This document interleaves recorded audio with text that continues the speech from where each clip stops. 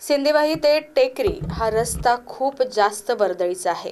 या रस्त्यावरून टेकरी, वाकल, वाणेरी, जामसाळा, जुना जामसाळा, नवीन मोहाळी, नलेश्वर, पांगडी तसेच आदिवासी मुला-मुलींचे वसतिगृह येथील विद्यार्थी तसेच नागरिक रोज ये जा करतात। तसेच सिंदेवाही आठवडी बाजार पण याच रस्त्यावर भरतो। मात्र या आवागमन होणाऱ्या रस्त्याची खड्डेमय परिस्थितीमुळे अवदशा निर्माण झाली असल्याने रस्ता दुरुस्तीसाठी गावकऱ्यांनी आंदोलन केले। सिंदेवाही ते टेकरी या मार्गावर जागोजागी खड्ड्यांचे साम्राज्य निर्माण झाले असून नागरिकांना होणारा त्रास दूर करण्यात यावा यासाठी 25 जून रोजी उपविभागीय अभियंता, जिल्हा परिषद बांधकाम उपविभाग यांना निवेदन देण्यात आले होते।